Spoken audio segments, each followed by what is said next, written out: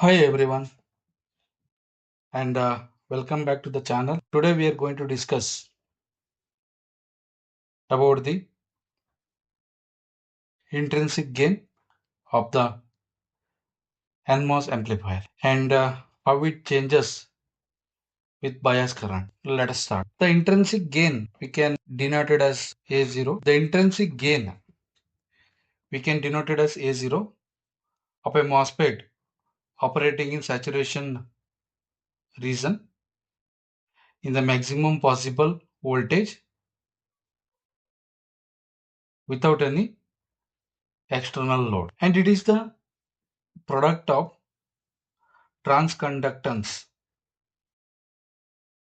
GM and the output impedance RO. And remember, in the saturation region, the transconductance GM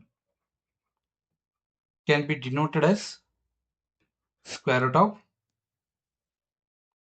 2K N into ID. We can notify it as equation 1, and the output impedance RO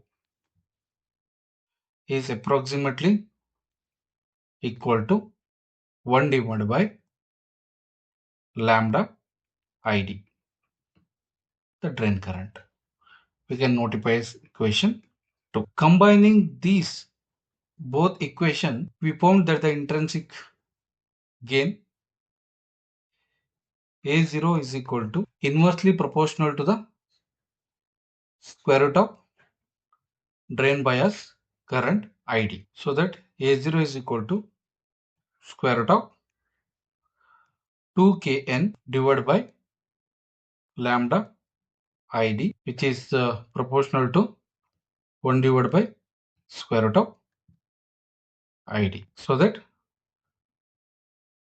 the intrinsic gain A0 is directly proportional to 1 divided by square root of ID. Let us consider an scenario where our initial biasing current ID, which is ID drain current, which can be denoted as ID1, is 400 microamps, and the corresponding intrinsic gain A01 equal to 50. What happens to the intrinsic gain A02 if we increases bias current ID2 to 900 microamps? For example, if we increases this 400 microamps to 900 microamps, how it will impact to the intrinsic gain? Using the inverse square root relationship, we have A02 divided by A01 is equal to square root of ID1 divided by square root of ID2. By substituting the value to this equation, A02 divided by 50 is equal to square root of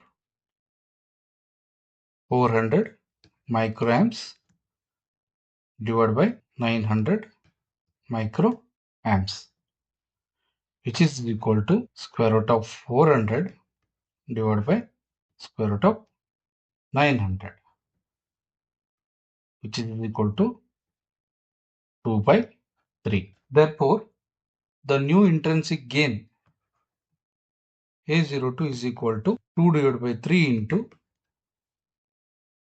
A01. This is equal to 2 divided by 3 into 50, which is equal to 100 divided by 3, which is approximately equal to 33.33.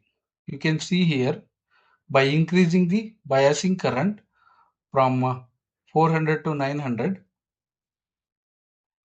the intrinsic gain has decreased from 50 to 33.33. This further illustrates the inverse relationship between intrinsic gain and the square root of biasing current. Higher the biasing current ID generally lead to lower the intrinsic gain. Hopefully, we are able to understanding how biasing current affect the intrinsic gain. Remember that the circuit design often involves the balancing various performance parameter.